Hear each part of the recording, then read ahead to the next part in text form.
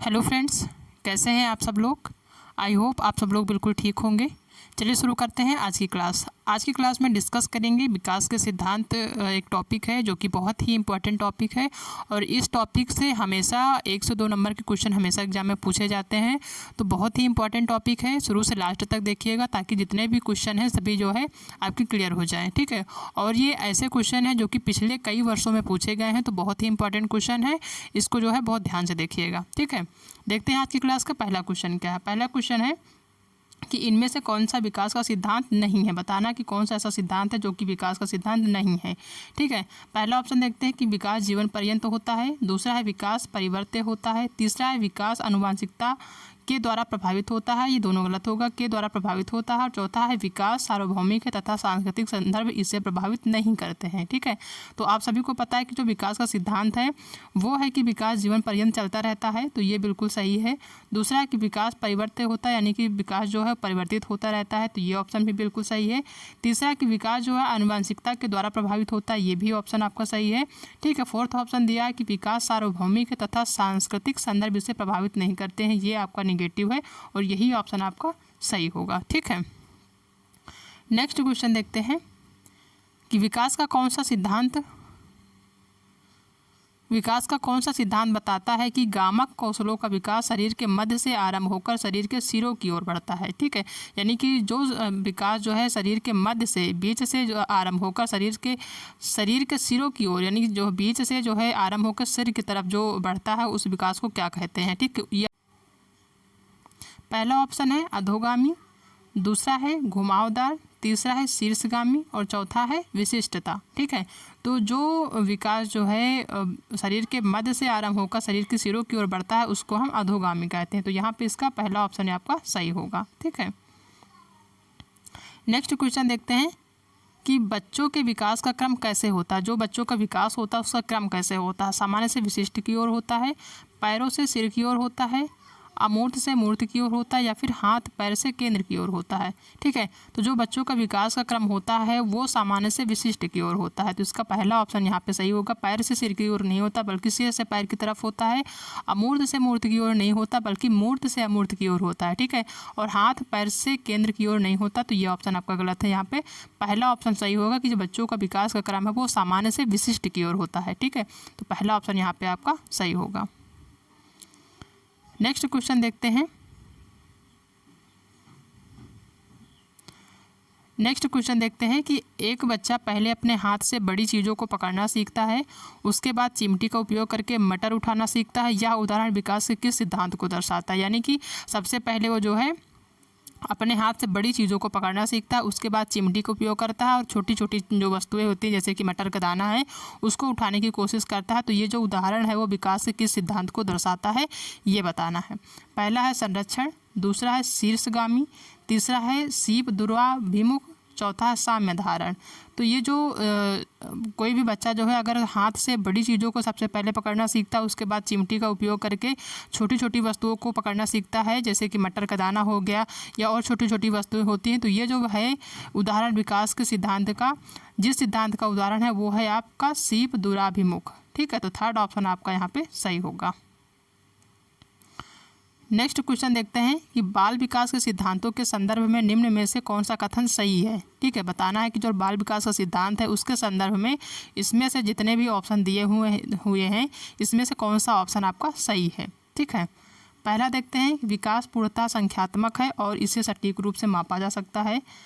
दूसरा है कि इस क्षेत्र में विकास का अन्य क्षेत्रों के विकास पर कोई प्रभाव नहीं पड़ता। और दूसरा ऑप्शन दिया हुआ है थर्ड ऑप्शन कि विकास शरीर के केंद्रीय भाग से बाहरी भाग की ओर होता है। और चौथा दिया है कि विकास आनुवंशिकता और पर्यावरण से प्रभावित नहीं होता है, ठीक है।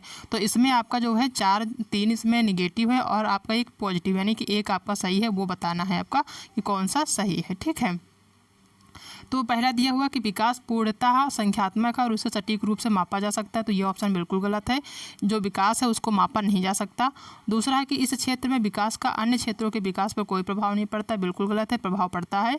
और तीसरा है कि विकास शरीर के केंद्रीय भाग से बाहरी भाग की ओर होता है, बिल्कुल सही है। इसका थर्ड ऑप्शन यहाँ पे आपका सही होगा, ठीक है।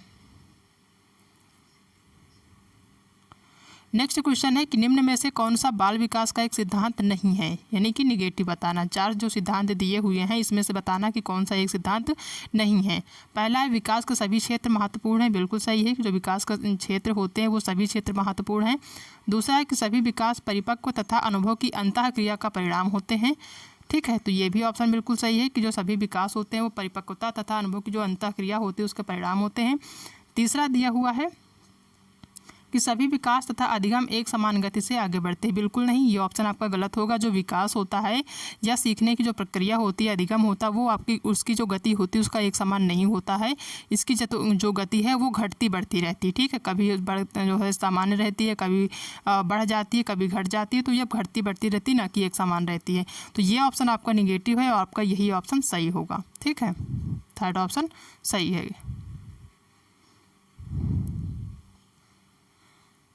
नेक्स्ट क्वेश्चन देखते हैं कि विकास का सिरा पदाभिमुख दिशा सिद्धांत व्याख्या करता है कि विकास इस प्रकार आगे बढ़ता है, यानी जो विकास का सिर पदाभिमुख दिशा सिद्धांत है वो किस प्रकार की जो है सिद्धांत का व्याख्या करता है ये बताना है, ठीक है।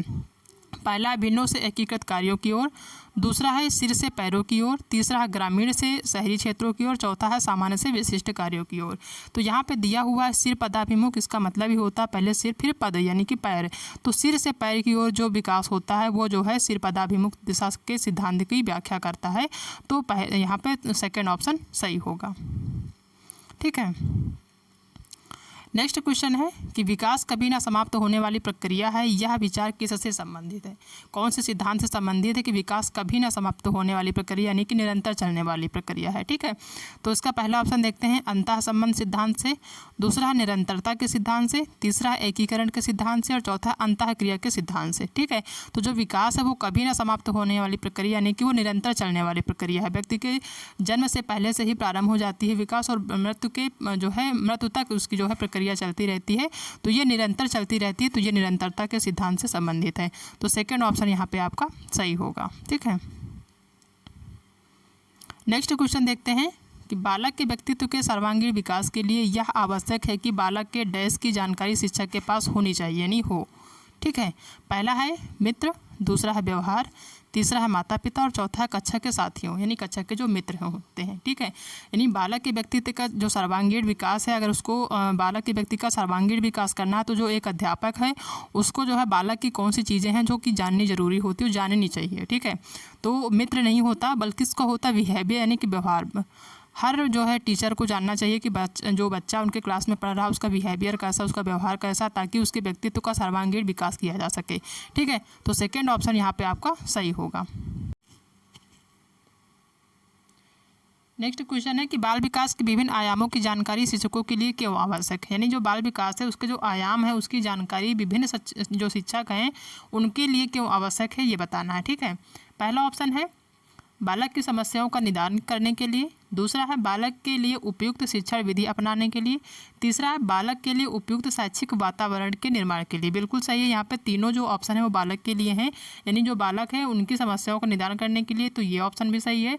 दूसरा है कि बालक के लिए उपयुक्त शिक्षण विधि, यानी जो शिक्षण विधि होती है विभिन्न प्रकार की, चाहे आपकी मॉन्टेसरी विधि हो या फिर जो है किंडरगार्टन विधि हो, कई सारी विधियां होती हैं, उनके उपयुक्त शिक्षण विधि अपनाने के लिए, तो बी ऑप्शन भी सही होगा। थर्ड है कि बालक के लिए उपयुक्त शैक्षिक वातावरण के लिए, जो यानी कि जो विद्यालय में शैक्षिक वातावरण है उसका जो है निर्माण के लिए, तो इसका जो है थर्ड ऑप्शन भी सही होगा।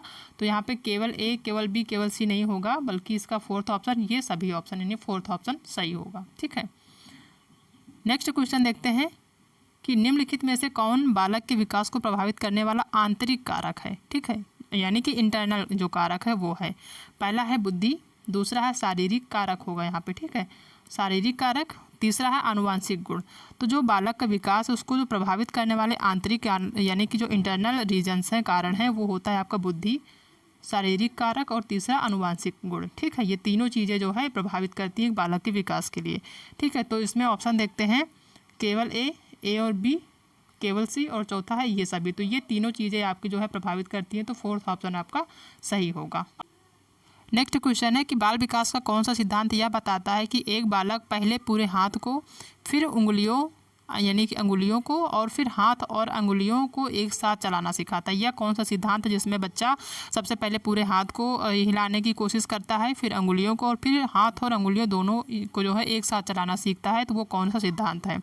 पहला परस्पर साम्यता का सिद्धांत, दूसरा है सामाजिक अधिगम का सिद्धांत, तीसरा है एकीकरण का सिद्धांत, और चौथा है निरंतरता का सिद्धांत। ठीक है, तो जिसमें बच्चा सबसे पहले पूरे अपने हाथ को हिलाने की कोशिश करता है या उठाने की कोशिश करता है, उसके बाद अंगुलियों को, फिर हाथ और अंगुलियों सबको एक साथ चलाना जो सीखता है, वो जो सिद्धांत होता है वो आपका एकीकरण का सिद्धांत होता है। ठीक है, तो थर्ड ऑप्शन आपका यहाँ पे सही होगा।